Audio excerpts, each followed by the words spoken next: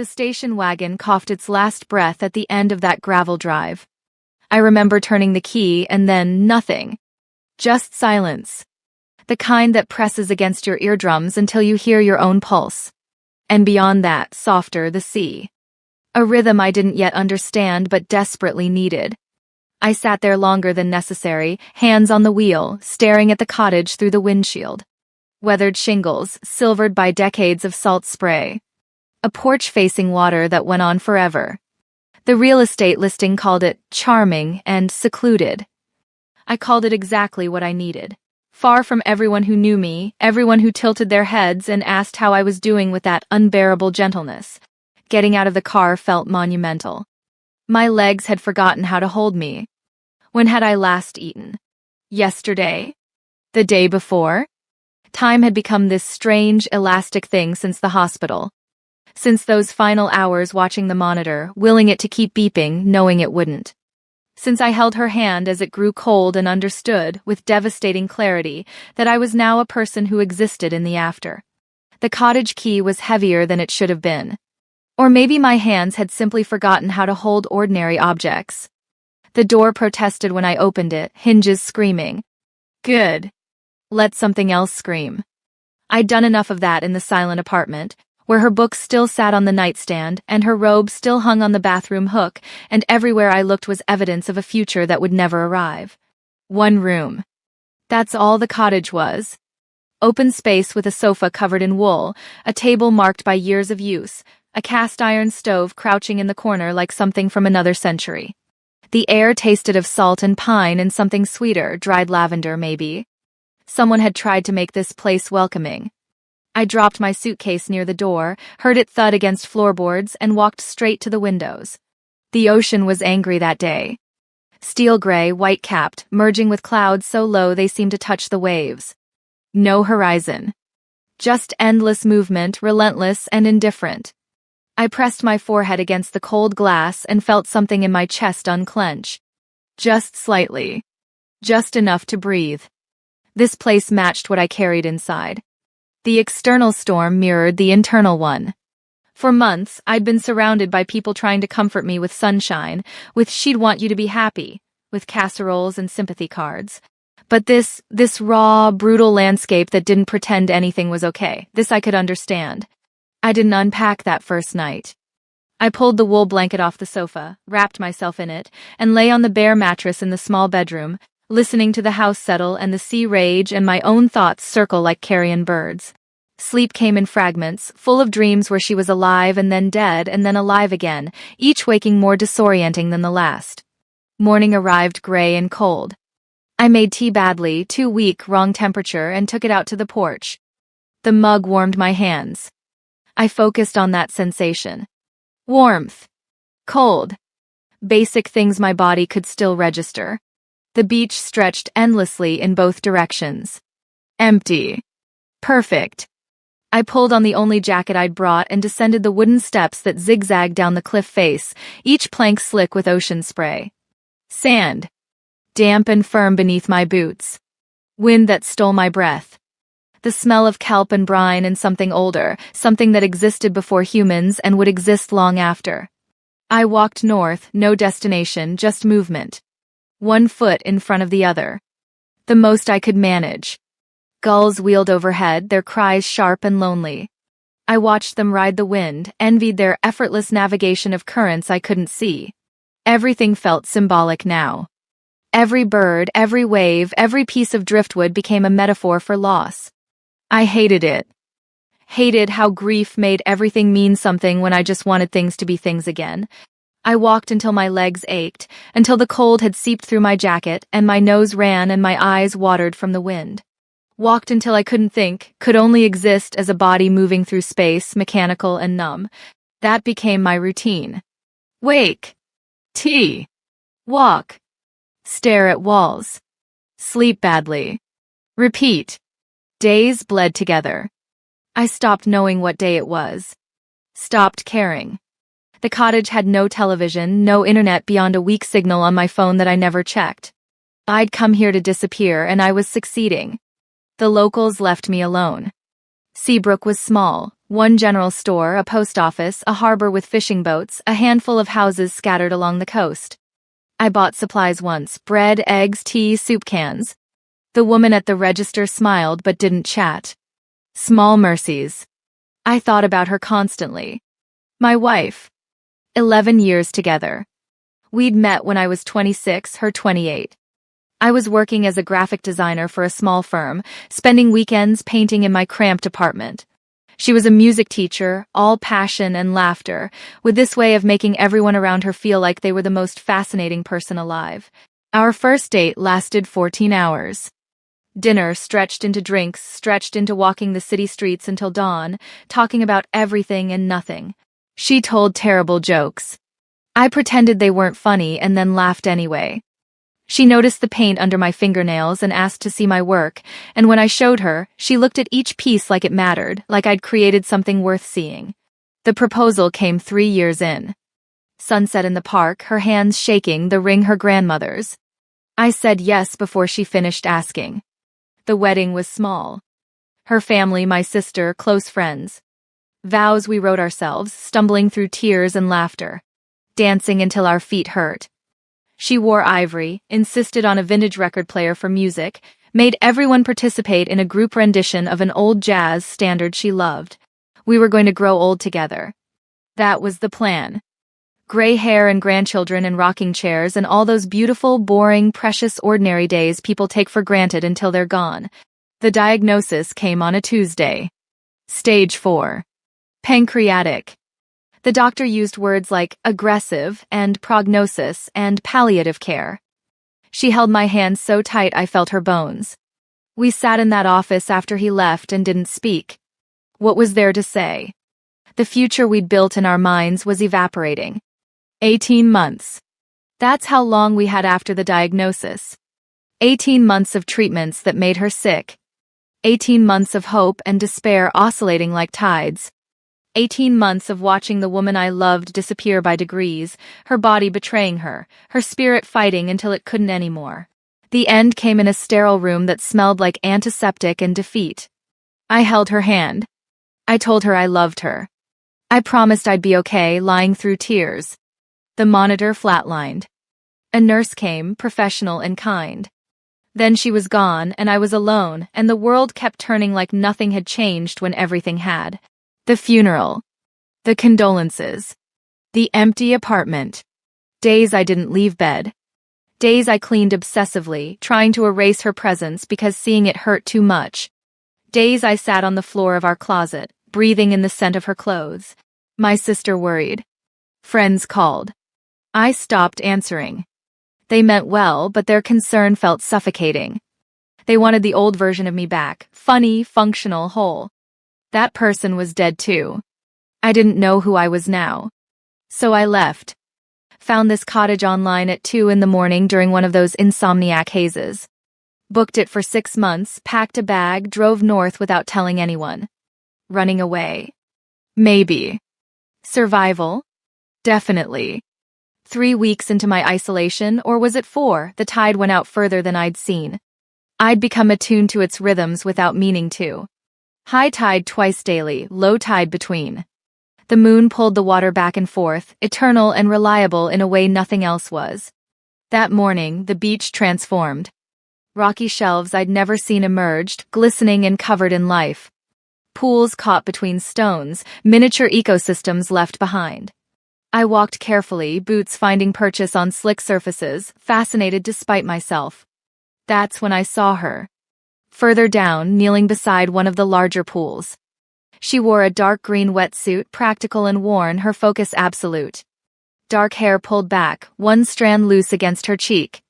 She held something, a gauge maybe, and scribbled notes on a waterproof slate. I slowed. The beach had been mine alone for weeks.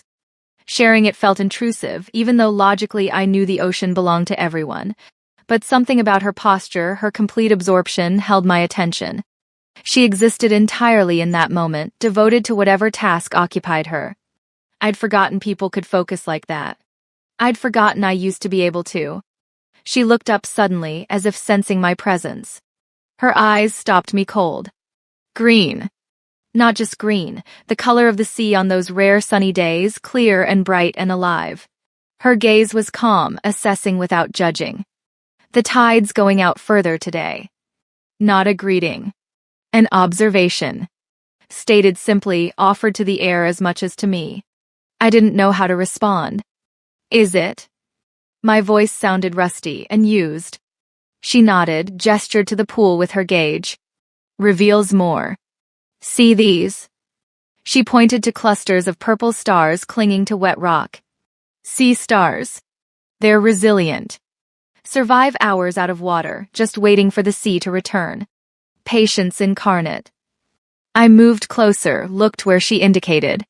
The pool was an entire world. Tiny shrimp, nearly transparent, darting between emerald seaweed. A hermit crab in a speckled shell navigating sandy bottom. The stars, motionless and strange, like something from another planet. They just wait. The question came out softer than intended. They adapt. Gentle correction, no judgment.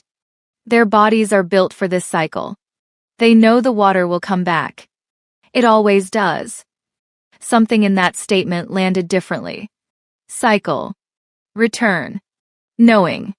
Concepts I'd lost track of. My world had stopped. Everything since her death was static, frozen in amber. But here was this woman talking about tides and patience and things that left but came back. Natural order. Rhythms bigger than individual tragedy. I never really looked before, I admitted, still staring at the pool's tiny inhabitants. Most people don't.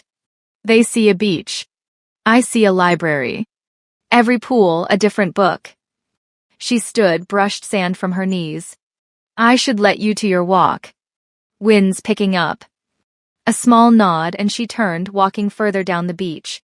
Her figure grew smaller against the vast shore, eventually disappearing around an outcrop. I stayed at the pool longer. Watched the sea stars. Waited to see if they'd move. They didn't.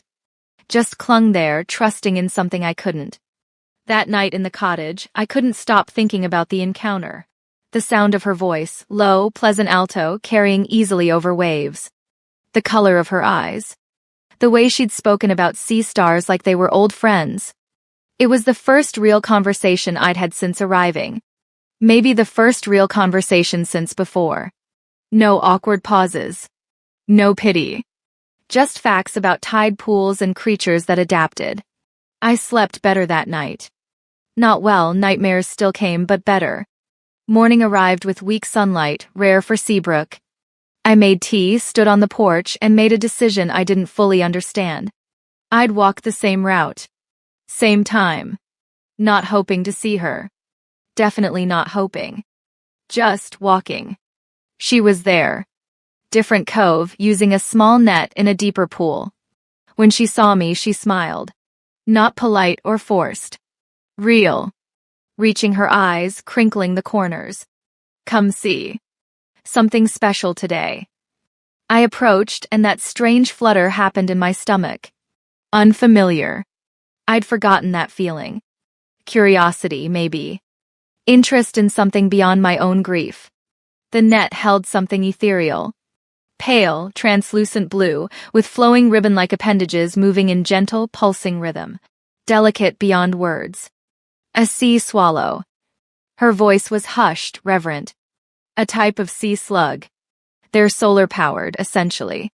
They incorporate chloroplasts from the algae they eat. Can photosynthesize. A creature living on sunlight and salt water. I stared, mesmerized. It looked like sky fallen into ocean, learning to swim. Beautiful. It is. She glanced from the creature to my face. Fragile, but far tougher than it appears. Drifts on currents, but knows exactly how to survive. She released the net, and the sea swallow pulsed away, vanishing into deeper shadows. We stood quietly, watching it disappear. I don't know your name. The words tumbled out suddenly, surprising us both. Isla. Isla Mare. I'm Lena. My own name sounded foreign. How long since I'd said it aloud? Since anyone called me by name instead of just offering condolences? Good to meet you, Lena. Warm. No pressure. No questions about why I was here or what I was running from. Just the present moment, the pool, shared appreciation for something beautiful. That became our pattern. Unspoken, unplanned. I'd walk each morning and Isla would be somewhere along the beach and she'd have something new to show me. A skate's egg case, mermaid's purse, she called it. I held it to the light, saw the shadow of life inside, felt it rattle when I shook it gently. An anemone, closed tight out of water, looking like nothing special. Isla promised it would bloom into a flower when the tide returned. I believed her. The fossil-like etching of a worm's tube on driftwood. She explained how the creature had lived, how it built its home grain by grain. Isla spoke about her work with quiet passion. She was studying microecosystems, monitoring temperature, salinity, populations of smaller species as indicators of ocean health. Her life was patient observation, understanding the language of waves and the creatures between them. I listened. Actually listened. Not just waited for my turn to speak or for polite moments to escape. I absorbed her words, learned her patterns, watched her hands as she worked. The grief blanket was still there, still suffocating. But Isla's presence, her steady companionship, created small breathing spaces underneath. She never asked about my past. Never pushed. Just showed me her world one tide pool at a time. Rain came on a Tuesday afternoon. Slow, steady, painting the cottage windows in long streaks. I'd been staring at a blank journal page for an hour. A friend had given it to me before I left, said writing might help. The page stayed empty. What was there to write? Still sad. Still broken. Still can't imagine a future. Seemed pointless. Restlessness drove me outside. The rain soaked through my coat immediately, cold and insistent. The beach was deserted, sea and sky merged into uniform gray. Everything muted, edges softened. I walked without purpose, letting water run down my face, mixing with tears I didn't bother wiping away. My feet found Isla's field station without conscious decision. A weather-beaten shed tucked into a sheltered inlet. Light glowed golden in the window, warm against the gray afternoon. I stood there, hesitating. What was I doing? Showing up uninvited, drenched, and miserable at someone's workspace? But before I could leave, the door opened. Isla stood in the doorway, steam rising from a mug in her hands. She didn't look surprised. You're drenched. Come in. I've just made tea. The shed was glorious chaos. Shelves lined with specimen jars. Maps pinned to walls. A microscope on a central table. Stacks of notebooks. The air smelled of salt and paper and chamomile. It was fully, vibrantly lived in. The opposite of my sterile cottage with its empty spaces. She handed me a mug and a dry towel. I sat on a worn stool, wrapping cold hands around warm ceramic. We didn't speak. She didn't ask. We just sat, and the silence wasn't empty. It was full. Rain on the roof. The propane heater hissing. Existence without explanation. I looked around, eyes tracing a detailed coastline chart. You have a whole world in here. It's a good world to have. It's honest. Has its rhythms, tragedies, renewals. It doesn't pretend. Something unlocked. I stared into my tea, vision blurring. My world stopped. I didn't elaborate. Didn't say her name, couldn't, not yet. Didn't describe the illness or the hospital or the silence after. Just let that truth hang in the air, raw and simple. Isla was quiet for a long moment. Then, the tide always goes out, Lena. Can feel like theft, like the ocean's abandoning the shore. But it's a gathering. A pulling in of strength. So it can return. It has to leave to be able to come back. Not a platitude. Not empty comfort. A truth from her language, the language of tides. And for the first time I felt the faintest understanding that grief, this vast, emptying tide, might not be permanent. Just a phase in a cycle I didn't yet understand. After that day, something shifted. The careful companionship deepened. True friendship. Quiet intimacy growing in spaces between words. We spent evenings together. Sometimes in the field station's warm clutter. Sometimes on my cottage porch, sitting for hours, watching stars emerge over dark water, listening to the coast's nocturnal sounds. Isla talked about her research. Resilience of the intertidal zone. How life adapted to extremes. How entire ecosystems depended on cycles of wet and dry, presence and absence. I talked about her. My wife. Slowly. Haltingly. Fragments at first. Meeting at the university. Her laugh. Her terrible jokes. Her love of old jazz records. How she could light up a room just by entering it. Then harder things. The diagnosis. Treatments. Hope evaporating. The slow, brutal unwinding of our future. I didn't talk about the aftermath. The apartment's silence was still too loud. Isla listened. Never offered advice. Never tried to fix the unfixable. Just witnessed. Held space for my pain like it was one of her delicate sea creatures, understanding its fragile ecosystem. One evening, full moon painting a silver path across black water, we sat on the porch steps. Shoulders almost touching. I'd fallen quiet, lost in a memory both sweet and painful. "Thank you," I whispered. She turned her head. "For what?" "For not trying to save me." Her moonlit profile was serene. "I'm not a lifesaver, Lena. I'm a biologist. I observe. I learn. I appreciate. Things don't need to be saved so much as they need to be understood and given the right conditions to heal themselves." Her hand, resting on the wooden step between us, shifted. The back of her fingers brushed mine. Lightest touch, barely contact, but it sent current through my entire body. Vivid and alive and almost painful.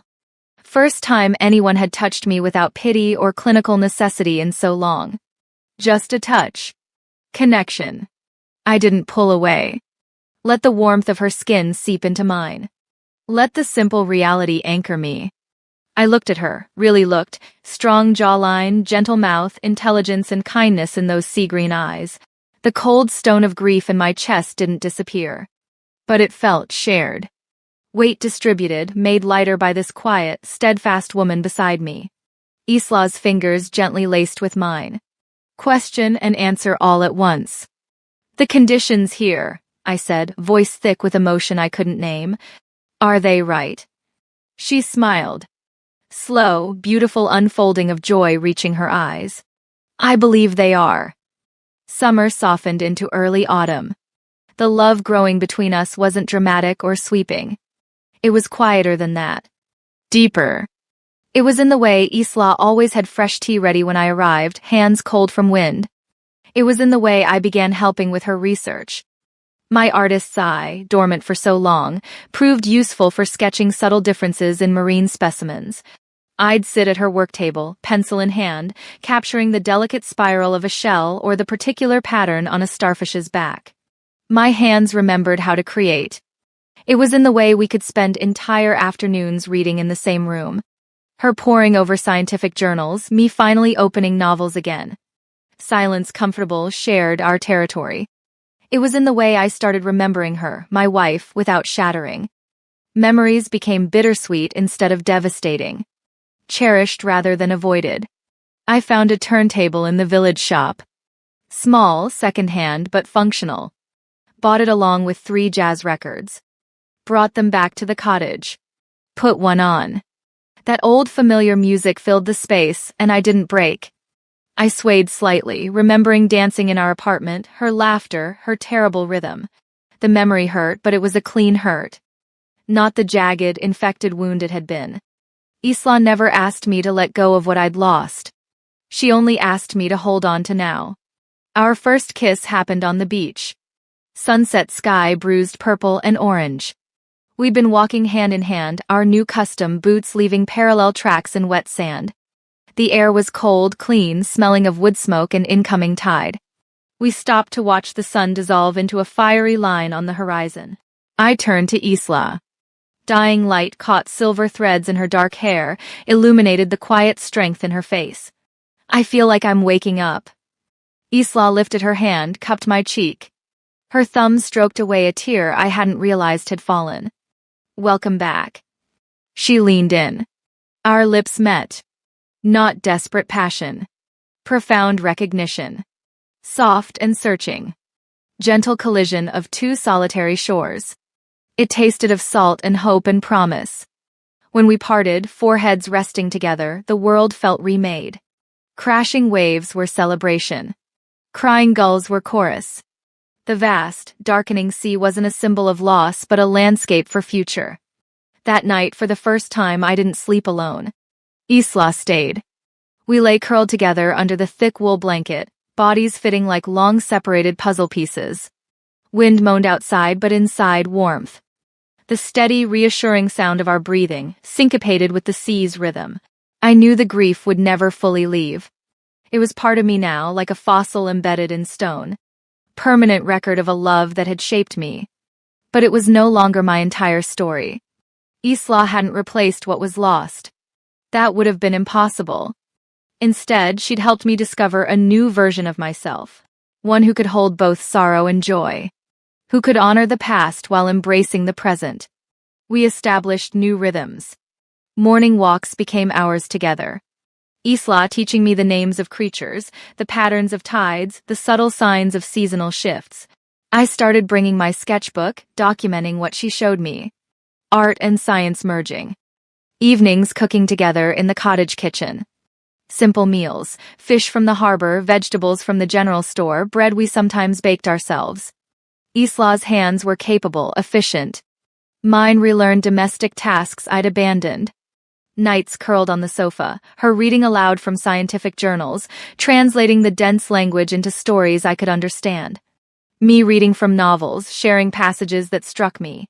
Our voices filling spaces that had been silent too long. She met my grief head-on when it surged unexpectedly. Days I couldn't get out of bed, overwhelmed by waves of sadness. She'd bring tea, sit beside me, not trying to fix or hurry. Just present. The tide's out, she'd say simply. It'll come back. And it did. Always. The darkness would recede and I'd surface again, find her waiting. I told her everything eventually. About my wife. Her name was Rachel. Rachel N. Morrison. Music teacher. Lover of bad jokes and old jazz. The diagnosis that came too soon. The 18 months of treatments. The hospital room at the end. How I'd held her hand as she slipped away. How I'd felt my own life stop in that moment. Isla listened to all of it. Cried with me. Held me through the shaking sobs that still came without warning. I'm not trying to replace her, Isla said one night, her voice soft in the darkness. I know. And I did. This wasn't replacement. It was addition. Expansion. Learning that the person who loved Rachel could also become the person who loved Isla. That both truths could exist simultaneously. October arrived with fiercer winds and colder water. The beach changed character, became wild and moody. Perfect for us. One morning, Isla took me to a cove I hadn't explored. We had to climb down a steep, rocky path, help each other over slippery stones. At the bottom, tucked away from wind, was the most extraordinary tide pool I'd seen.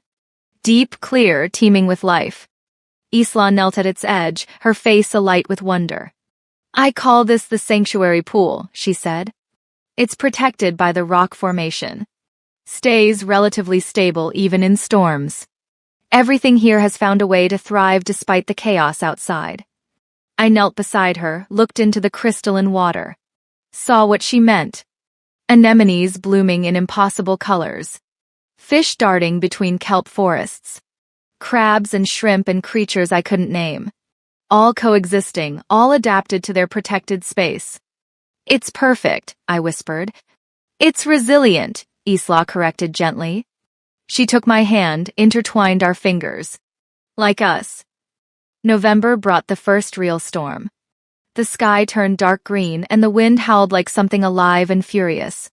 Isla checked the storm warnings, secured equipment at her field station, helped me board up the cottage's larger windows. It'll pass, she said, her voice calm despite the chaos building outside. They always do. We hunkered down together in the cottage. Rain hammered the roof. Wind shook the walls. The sea threw itself against the cliffs with terrifying force. Power went out around midnight, plunging us into darkness broken only by candles and the small fire we'd built in the stove. I should have been scared. Instead, I felt oddly safe. Isla sat beside me on the sofa, our bodies pressed together for warmth, and I realized this was the first storm I'd weathered without terror since Rachel's death. Because I wasn't alone. Because Isla's steady presence grounded me. "Tell me about your family," I said, needing to hear her voice over the wind. She was quiet for a moment, then began. "Born in Seabrook. Daughter of a fisherman and a librarian. The ocean had always been her first love. She'd left for university, earned her degree in marine biology, worked for research institutions in larger cities. But she'd always been pulled back here to this coast, to these waters. Why did you come back permanently?" I asked. Another pause. Then, "I lost someone too. Not the same as you. But significant." I waited, didn't push. Her name was Sophie. We were together for 5 years. She wanted the city, the career, the fast pace. I wanted this. She gestured to the storm-ravaged windows. Eventually, we wanted different lives more than we wanted each other. So we let go. Does it still hurt? Sometimes. Not like before. Time does help with that kind of hurt. The choosing to leave hurt. It's different from your kind. The taken away hurt. I'd never thought about it that way. The different flavors of loss. How some you choose and some choose you. Do you regret coming back? I asked. She turned to look at me in the candlelight. Not even a little. This is where I'm supposed to be. The ocean is my language. These creatures are my people. She smiled. And now you're here too. The storm raged through the night. We dozed fitfully, waking to particularly loud crashes or the houses shuddering. Morning revealed debris everywhere, branches, seaweed, pieces of driftwood thrown far above the normal tide line. But the cottage stood. We stood. And when the sun finally broke through clouds in the afternoon, the world looked washed clean. Isla's field station hadn't fared as well. We discovered at midday the door torn from its hinges, water damage throughout. Notebooks soaked. Some equipment broken. She surveyed the damage with remarkable calm, already mentally cataloging what could be saved. "I'll help you rebuild," I said immediately. She looked at me, surprised. "It's a lot of work. I have time. And hands. And I want to." So we did. Spent the next 2 weeks repairing, cleaning, reorganizing. I learned the names of her tools, the purpose of each piece of equipment. Helped her salvage data from water-damaged notebooks, carefully drying pages and transcribing information. Working beside her, I felt useful for the first time in months. Not just existing, but contributing. Creating. Fixing rather than being the broken thing. My sister called during this time. I'd been ignoring her messages, sending brief texts to confirm I was alive. She called again, and this time I answered. "Lena? Oh, thank God. I've been so worried." Guilt washed through me. "I'm sorry. I needed space.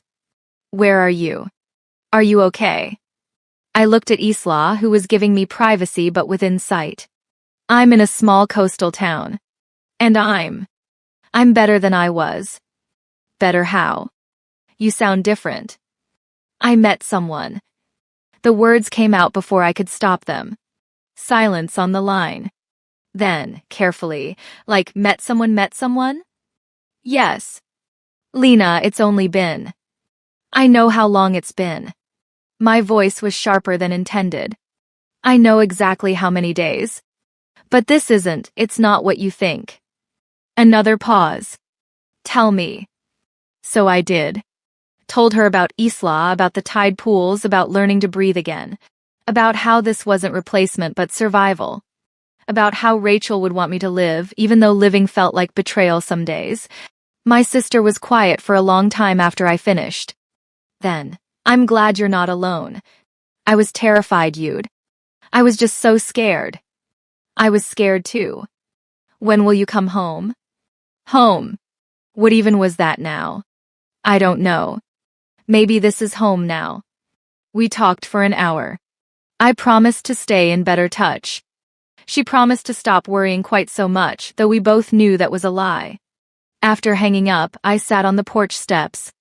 Isla joined me, handing me tea without asking if I wanted any. Your sister, she asked. Yeah. She's worried. Thinks I'm rushing things. Are you? I thought about it. No. This isn't rushing. It's just happening. Like the tide. It comes when it comes. Isla smiled. That's very poetic for someone who claims not to be a writer. I'd told her about the blank journal, my inability to write. Now, looking at her profile against the evening sky, words started forming. Not about grief. About this. About her. About rediscovering life. That night, I opened the journal. Wrote the first entry in months. Not sentences. Just fragments. But they were honest and they were mine. December arrived with gray skies and biting cold. The tourist season, what little Seabrook had, ended completely. The town belonged to locals now. Isla introduced me around. The woman at the general store, Mrs. Harrison. The harbor master, Tom. The elderly couple who ran the post office, the Hendersons. They welcomed me with the casual acceptance of people used to seasonal residents who sometimes stayed. No one asked intrusive questions. No one pitied me. I was just Lena, the woman who'd come for the quiet and stayed for the ocean. And for Isla, though people were too polite to say it directly. But I saw the knowing looks. The small smiles. Seabrook was tiny. Everyone knew everyone's business. They knew Isla had been alone for years, devoted to her work. They could see what was happening between us. Mrs. Harrison started setting aside the good bread for us, the kind she only made on Thursdays. Tom gave Isla first pick of the catch before anyone else could buy. The Hendersons always had warm greetings when we collected mail together. Community. I'd forgotten what that felt like. In the city, I'd known my neighbors to nod at. Here, people actually saw each other, cared without being intrusive. The holidays loomed, a concept I'd been avoiding thinking about. This would be the first Christmas without Rachel. The first Hanukkah, she'd been Jewish, I'd been raised vaguely Protestant, we'd celebrated both with cheerful chaos. Isla sensed my anxiety. Found me on the beach one afternoon in mid-December, staring at the water with that hollow expression I thought I'd left behind. What is it? She didn't touch me, just stood close enough that I felt her presence. The holidays. I don't know how to do them without her. Then don't. Not the way you used to. I looked at her, confused. Create new traditions, she said. Honor what was, but don't try to recreate it. Let this December be its own thing. So we did. On the winter solstice, the longest night, we walked the beach at midnight with lanterns. Isla explained the astronomical significance, how ancient cultures had celebrated the sun's return. We stood on the cold sand and watched stars wheel overhead, and I felt connected to something older than my grief. On Christmas Eve, we cooked together. Not the elaborate meal Rachel and I used to make, but something simpler. Fish stew with crusty bread. We ate by candlelight and didn't talk much, just existed in comfortable silence. For Hanukkah, which overlapped that year, I bought a small menorah at an antique shop an hour's drive away. Isla helped me set it up on the cottage windowsill. We lit candles each night, and I told her stories about Rachel's family traditions, about latkes and dreidels and her grandmother's brisket recipe. Tell me your favorite memory, Isla said on the 8th night, watching the flames dance. I thought carefully. Not the dramatic moments, proposal, wedding, diagnosis. Something smaller. Tuesday nights. We had this tradition.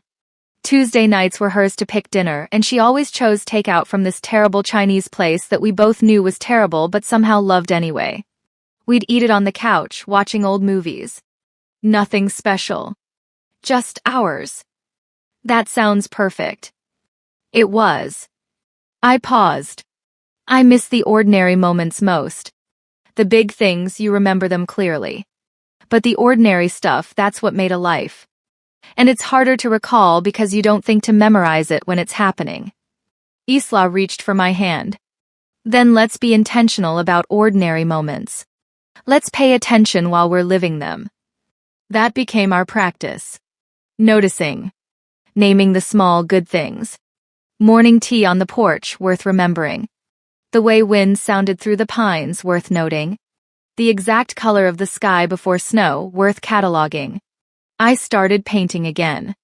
Set up a small workspace in the corner of the cottage, bought supplies from an art store in the larger town. Started with sketches of tide pools, then moved to larger pieces. Abstract interpretations of waves, of grief, of the slow return to life.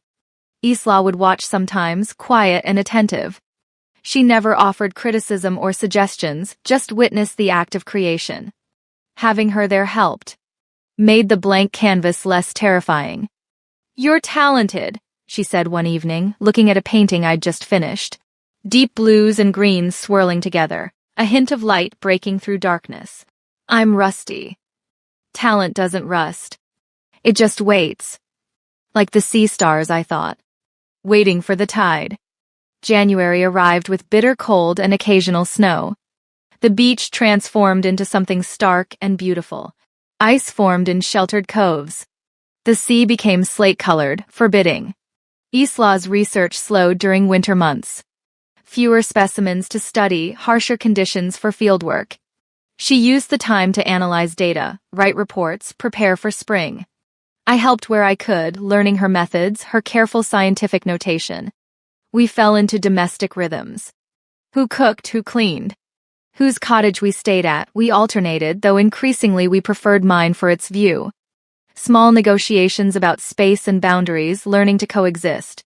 One night, after particularly good lovemaking, lying tangled in sheets with our hearts still racing, Isla said something that changed everything. "I love you." 3 words. Simple. Terrifying. I froze. She felt it, started to pull back. "I'm sorry, too soon, I shouldn't have." "No." I grabbed her hand. "No, it's not. I just..." How to explain? That I loved her too, but saying it felt like finalizing something. Like closing the door completely on what I'd had before.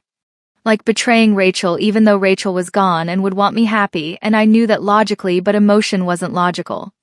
"I'm not asking you to say it back," Isla said softly. "I just needed you to know. No pressure. No expectations." But there was pressure. The good kind. The kind that pushed me toward growth instead of stagnation. I thought about it for days. Examined my feelings like Isla examined her specimens. Was this love? It felt different from what I'd had with Rachel. That had been young and passionate and all-consuming. This was quieter, steadier. Built on shared silence as much as conversation. Grown slowly instead of exploding into existence. Different didn't mean less. Just different. A week after Isla's confession, we were back at the sanctuary pool. The one protected by rocks, teeming with life despite winter's harshness. I knelt beside her, watching her work, and the words just came. "I love you too." She looked up, eyes searching my face. "You don't have to." "I know. But I do. I love you." It's different from before, and that scared me. But different isn't wrong. It's just new. She set down her equipment, cupped my face in both hands, kissed me with a gentleness that made my chest ache. "Thank you for trusting me with that. Thank you for being patient while I figured it out." February brought Valentine's Day, a holiday I'd been dreading. Rachel and I had always made it ridiculous. Cheap chocolates, corny cards, over-the-top romantic gestures that were half sincere, half parody. Isla and I didn't discuss plans. The day arrived, gray and cold like all the others. I woke alone. She'd stayed at her own place the night before to catch up on work. Made tea. Stood on the porch. Tried not to feel sad. A knock at the door startled me. Isla stood there, holding not flowers but something better. A small aquarium, maybe 2 gallons, with a miniature tide pool ecosystem inside. Rocks, seaweed, a few tiny crabs, and my breath caught, a sea star. "I thought you might like a piece of the ocean inside," she said. "For days when the beach feels too far." I stared at it, then at her, then started crying. Not sad tears. Overwhelmed tears. Because this gift was so perfectly, thoughtfully her. No generic roses or chocolate.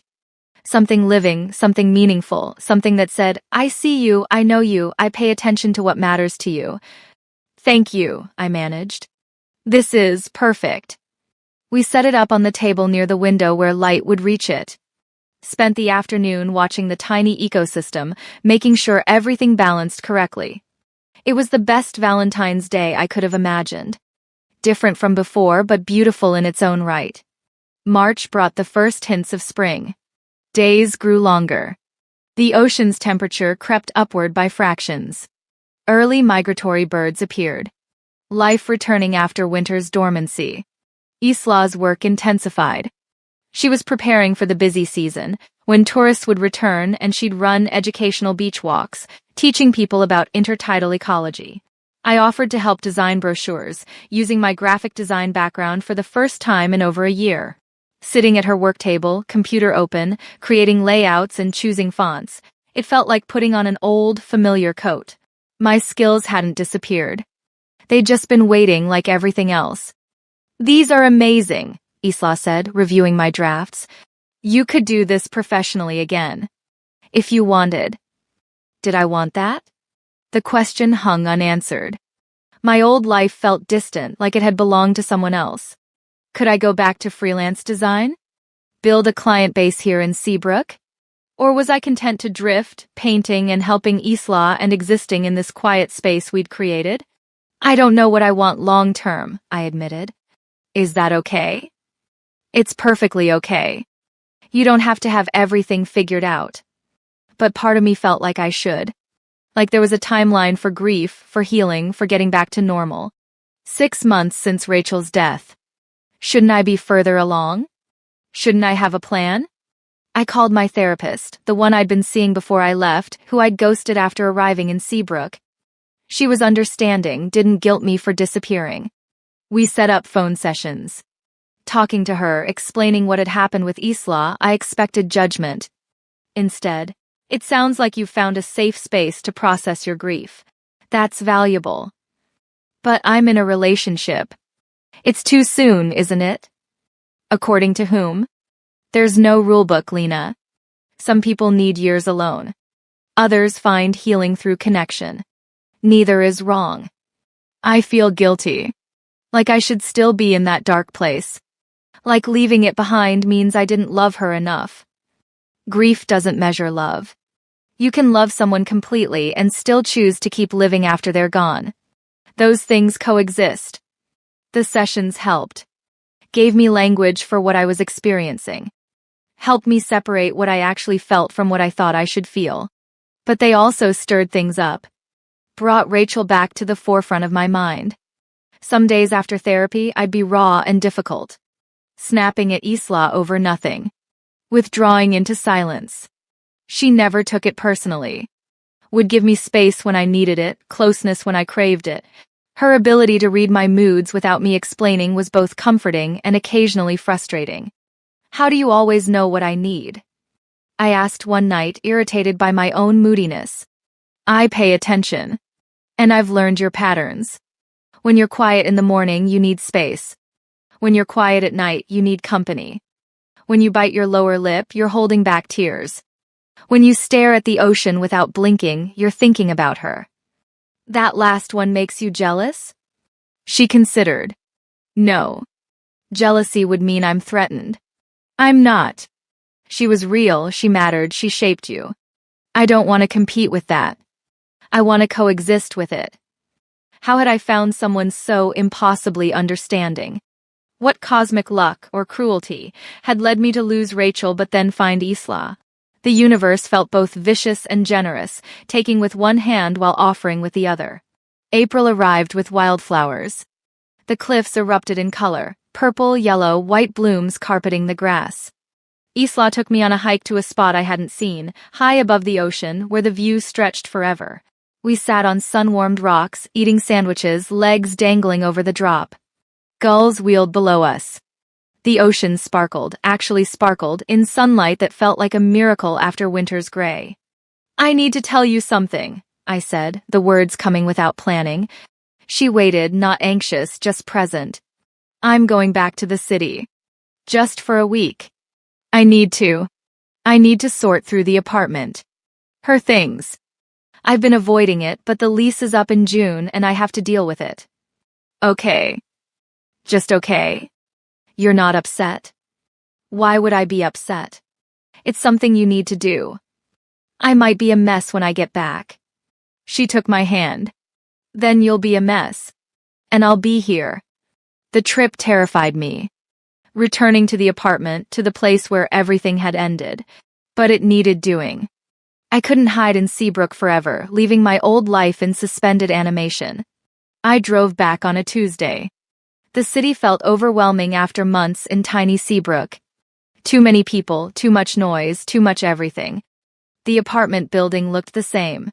5th floor, end of the hall. Key in the lock. Door opening. The smell hit me first. Stale air and the faint ghost of her perfume. Everything exactly as I'd left it. Unwashed dishes in the sink from the morning I'd decided to run. Her books on the nightstand. Her robe on its hook. I stood in the doorway, unable to move. This was where we'd built our life. Where we'd laughed and fought and made love and made breakfast. Where she'd gotten sick. Where I'd cared for her in those final months. Where I'd returned from the hospital and collapsed on the floor, screaming into carpet. The apartment held all of it. Every memory, every moment, every version of us that had existed within these walls. I called Isla. She answered on the first ring. I can't do this. My voice cracked. Yes, you can. You're already doing it. You're standing there and you're feeling it and you're not running away. It hurts. I know. But you're strong enough to carry it. We stayed on the phone for an hour. She talked about the ocean, about a new species she'd found in the sanctuary pool, about mundane details of her day. Grounded me. Reminded me there was a world outside this apartment, outside this pain. Eventually I could move. Started going through things. Her clothes donated. Her books boxed for her family. Her music collection, kept all of it, couldn't let that go. Personal items, photos, letters, carefully sorted, saved, a life archived. It took 3 days. 3 brutal, exhausting, tear-soaked days. But at the end, the apartment was ready to be released. Empty of her presence but full of closure. Her parents came on the last day. We hadn't spoken much since the funeral. They'd been devastated, lost in their own grief. Seeing them was harder than sorting through belongings. Her mother hugged me, held on too long. How are you managing? I'm managing. I moved to the coast. It's quiet. Helps. You'll visit? Stay in touch. Promises I wasn't sure I could keep. But I nodded anyway. Of course. Her father was quieter. Looked around the emptied apartment with hollow eyes. This is really it, isn't it? She's really gone. Yeah. She is. He cried then. This stoic man who'd barely shown emotion at the funeral. Broke down in the empty living room and I held him while he sobbed. His wife joined us. The 3 of us, a small circle of shared loss, mourning together what we'd each lost individually. When they left, I sat in the empty apartment one final time. Said goodbye. Not to Rachel, she wasn't here, hadn't been for months. But to the life we'd had. To the future we'd imagined. To the version of myself who'd lived within these walls. Thank you, I whispered to the empty space. For everything. For all of it. I'm going to keep living now. I hope that's okay. The apartment didn't answer. But I felt lighter leaving it. Driving back to Seabrook felt like surfacing after being underwater. The city fell away. Trees multiplied. Air changed. And then, finally, the ocean. I pulled up to the cottage as the sun was setting.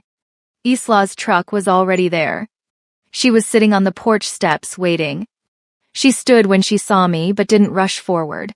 Gave me space to approach at my own pace. I climbed the steps slowly. Dropped my bag. Looked at her.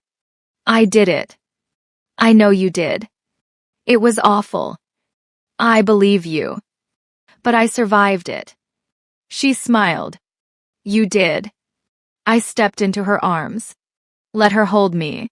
Let myself be held.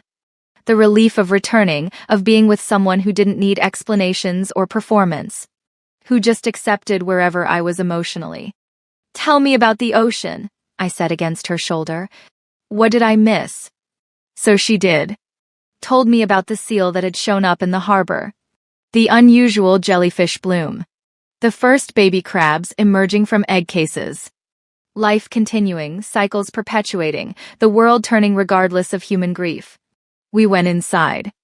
She'd made soup, knowing I probably hadn't eaten well during the trip. We sat at the table with the little aquarium between us, watching the tiny sea star navigate its miniature world, and I felt myself settling back into this life I'd built here. Thank you for not coming with me, I said. She looked surprised. You didn't want me there? I needed to do it alone.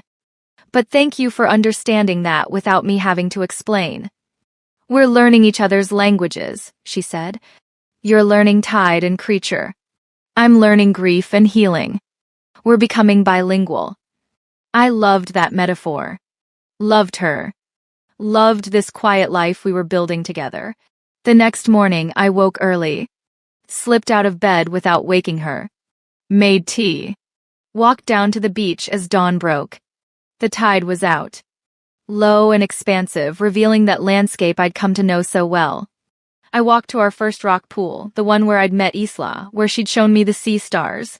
They were still there. Clinging to wet rock, patient and resilient. Waiting for water to return. I knelt beside the pool. Looked at my reflection in its surface, older, tired, but alive. Really alive, not just existing. I'm still here. I told Rachel, told the ocean, told myself. I made it through. Footsteps behind me. Isla, barefoot despite the cold, carrying 2 mugs of tea. Thought you might need this. She sat beside me, our shoulders touching. We watched the pool together. Watched tiny shrimp dart and kelp sway and life persist in its small, determined ways. I want to stay, I said. Not just for now. Long term. Make Seabrook home. If that's okay. If we're ready for that. I'm ready if you are. I am. Scared but ready. Fear and readiness aren't mutually exclusive. We sat there as the tide began its slow return. Watched water creep higher, waves advancing across sand. The sea stars would be submerged soon, back in their element. The cycle completing. I thought about the year behind me. The devastation. The slow, painful crawl toward light. The unexpected gift of Isla. The ways I'd changed was still changing. The person I was becoming, not who I'd been before Rachel, not who I was with her, but someone new. Forged by loss but not defined by it. I'm going to start taking design clients again, I said. Build something here. Make it sustainable. Isla nodded. I can introduce you to local businesses. They always need design work. And I want to keep painting. Maybe show my work somewhere eventually. The library in town has a rotating display. Mrs. Henderson curates it. She'd love your pieces. Plans forming. Future taking shape. Not the future I'd imagined, but a future nonetheless. Real and possible and mine to build. We finished our tea as the sun climbed higher. The tide came in, covering the rock pools, erasing the boundary between land and sea. Everything fluid again, everything connected. Race you back? Isla asked, that mischievous glint in her eye I'd come to adore. You're on. We ran across the beach, laughing, breathless, alive. The ocean roared beside us, eternal and indifferent and somehow, impossibly, comforting. We reached the cliff stairs at the same time, collapsed against each other, grinning. Draw. She suggested. Draw, I agreed. We climbed back to the cottage together, hand in hand, ready for whatever the day would bring. Spring deepened into early summer. Seabrook transformed. Wildflowers gave way to long grasses. The ocean warmed fractionally. Tourists began trickling in, though never in overwhelming numbers. This wasn't that kind of place. I set up a home office in the cottage's spare corner. Computer, monitor, graphics tablet. Reached out to old contacts, apologizing for my disappearance, explaining I was freelancing remotely now. Most were understanding. Work came slowly at first, then steadily. Designing again felt good. Using that part of my brain, solving visual problems, creating something functional and beautiful. Different from painting, more structured, less emotional. Both had their place. Isla's beach education program started. I went to her first session, watched her teach a group of summer visitors about tide pool ecosystems. She was brilliant, knowledgeable without being condescending, enthusiastic without being cheesy. People listened, actually listened, when she spoke. Afterward, she introduced me. This is Lena, my partner. She's an artist and designer. Partner. The word settled warm in my chest. Not girlfriend, not wife, but partner. Equal. Chosen. Right. We fell into summer rhythms. Early mornings on the beach before it got crowded. Afternoons working separately, her at the field station, me at home. Evenings together, cooking and talking and existing in comfortable companionship. I introduced her properly to my sister via video call. They hit it off immediately, bonding over their shared amusement at my inability to keep houseplants alive and my tendency to lose track of time when working. Take care of her, my sister said to Isla when I left the room briefly. I'm trying, Isla replied. She makes it easy. When I returned, they were both smiling in that way that meant they'd been talking about me. I didn't mind. Rachel's parents called in June. Her mother's voice was stronger than it had been. They were doing better, she said. Grief counseling helped. They'd started a scholarship fund in Rachel's name for music education students. We'd like you to be involved if you're comfortable. You knew her dreams better than anyone. I agreed. It felt right honoring her that way. Helping young musicians, supporting the thing she'd loved most besides me. The scholarship would be her legacy, continuing to affect lives even after she was gone. Working on the scholarship committee, reviewing applications, reading essays from passionate students, it brought Rachel back in the best way. Not as absence, but as continuing presence. Her influence rippling outward, touching people she'd never meet. I told Isla about it one evening. We were on the porch, watching stars emerge. It must be bittersweet, she said. It is. But more sweet than bitter. She'd love knowing she's still helping people pursue music. You're keeping her alive in the ways that matter. Trying to. She took my hand. You're doing more than trying. You're succeeding. July brought my first art show. Small, just the library's rotating display, but mine. 6 paintings, all inspired by the ocean and tide pools. Abstract interpretations of grief and healing and the space between. The opening reception was modest. Town residents, summer visitors, people curious about local art. I stood near my work, nervous and proud, fielding questions and compliments. Isla stayed nearby but gave me space to shine. Watched with undisguised pride when people praised the paintings. When Mrs. Henderson announced that 3 had sold, Isla squeezed my hand. Told you they were good. You're biased. Doesn't make me wrong. That night, we celebrated at the cottage. Wine and takeout, not terrible Chinese but good Thai from the town over. We ate on the porch, watching the ocean turn purple and gold in the sunset. I'm happy, I said, surprising myself with the admission. Actually happy. Not just less sad. Happy. Isla smiled. Good. You deserve it. So do you. I have it. This. You. My work. This place. Everything I need is right here. I looked at her profile against the dying light. Strong and steady and so entirely herself.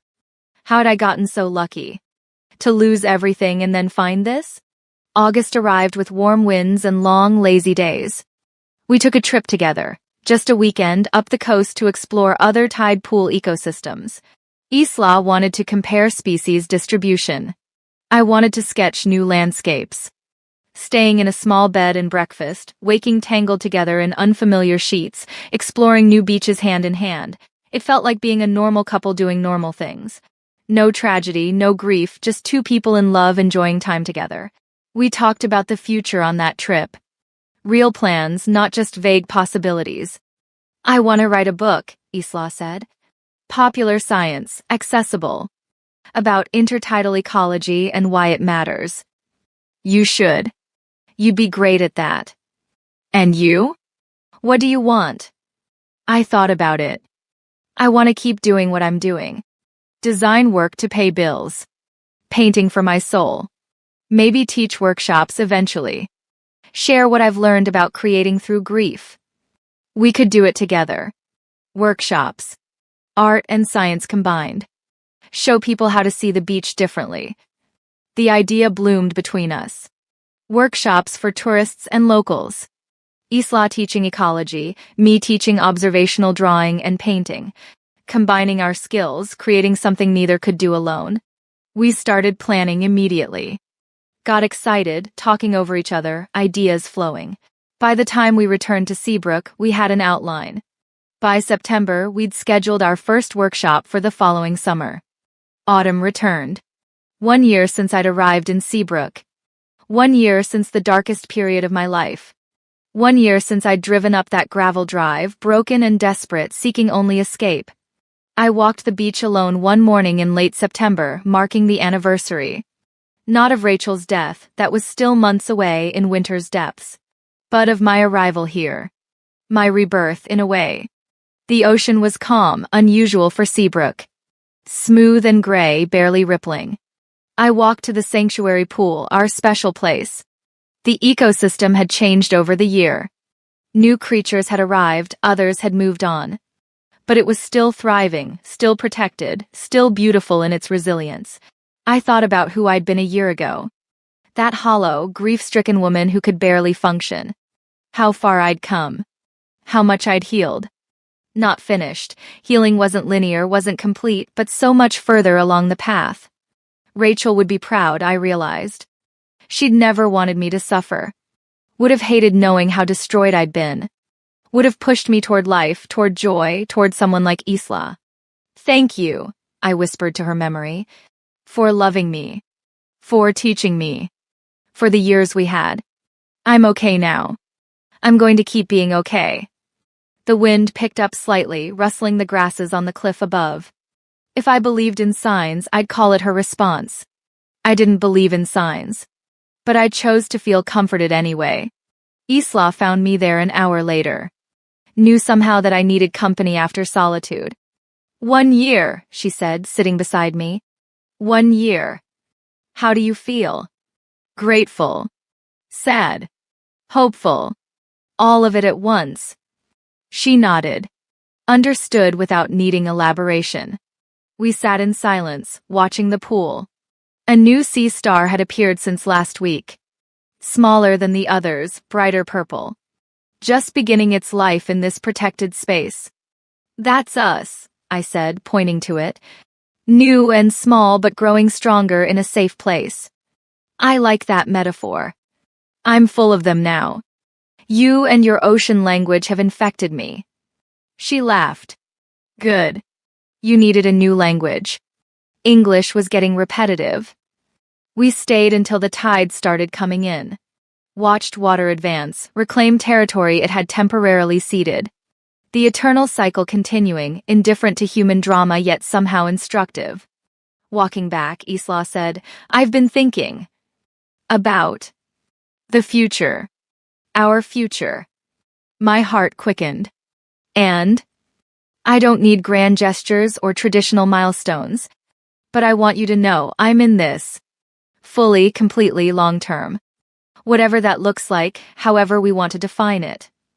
I'm in it too, I said. For however long the tide keeps bringing us together. That's forever, you know. Tides are eternal. Then I guess we are too. We reached the cottage stairs. Climbed together, our steps synchronized after a year of walking side by side. That night, we lay in bed, the sound of the ocean our constant lullaby. I traced patterns on Isla's skin, memorizing her the way I once memorized Rachel. Different body, different love, but no less real. I love you, I said. Easy now, not weighted with guilt. I love you too. Simple words. But they contained everything. Past and present, loss and finding, death and life. The full spectrum of human experience in 6 syllables. I fell asleep wrapped in her arms, the ocean singing outside, and dreamed of tide pools and sea stars and futures bright with possibility. Another year passed. Then another. Life continued its patient unfolding. The workshops launched successfully. Tourists loved them, left glowing reviews. We expanded, added seasonal offerings, hired a local woman to help with logistics. My design business grew. I became known regionally for my work, got more interesting projects. The painting continued too. Another show, then another. Small successes adding up to a sustainable creative life. Isla's book sold to a publisher. We celebrated with champagne on the beach, dancing in the surf like idiots, deliriously happy. Publication was 2 years away, but it didn't matter. Her dream was happening. We bought the cottage. Made it officially ours. Painted walls, upgraded appliances, built a proper studio space for me and a better home office for Isla. Planted a garden that mostly died, but we tried again the next year. Rachel's parents visited once. It was awkward but warm. They could see I was happy that I'd honored their daughter by continuing to live fully. Her mother hugged me goodbye and whispered, "She'd be so glad you found this." My sister came too, brought her kids. They loved the beach, loved Isla, begged to stay longer. Seeing family in my new context, my new life, felt like worlds merging. Integration instead of separation. We talked about marriage sometimes. Decided we didn't need it. What we had was already committed, already permanent in the ways that mattered. Legal paperwork wouldn't make us more bound to each other than we already were. But we had a ceremony anyway. Small, just us and a few close friends on the beach. No officiant, no vows written down. Just speaking from the heart, making promises we were already keeping. I promised to keep choosing life, even when grief surged unexpectedly. She promised to keep showing me the ocean's lessons, teaching me resilience. We promised to witness each other, to hold space for both joy and sorrow, to build a life that honored where we'd been while embracing where we were going. Mrs. Harrison made a small gathering afterward. Casual, joyful, perfect. That night, lying in our bed in our cottage overlooking our ocean, I felt complete. Not healed, healing was ongoing, but whole. A new kind of whole, different from before but no less real. "Thank you," I said to Isla. "For what?" "For finding me when I was lost. For being patient while I found myself. For loving me without needing me to be anything other than exactly who I am. Thank you for letting me. For trusting me with your broken pieces. For letting me witness you becoming whole again." We kissed, soft and sweet, the beginning of making love but also its own complete moment. Outside, the ocean continued its eternal rhythm. Waves advancing and retreating, tides rising and falling, cycles perpetuating long after any individual life ended. I'd learned its language finally. Understood what Isla had been teaching me from the beginning. That loss was not an ending but a transformation. That the tide going out didn't mean it wouldn't return. That life was resilient, adaptive, patient. That love could be lost and found again, different forms but equally real. The sea stars clung to their rocks, waiting. The ocean pulled back and surged forward. And I lived, loved, continued. The tides between us had come in, stayed in, would keep flowing in and out forever. That was enough. That was everything.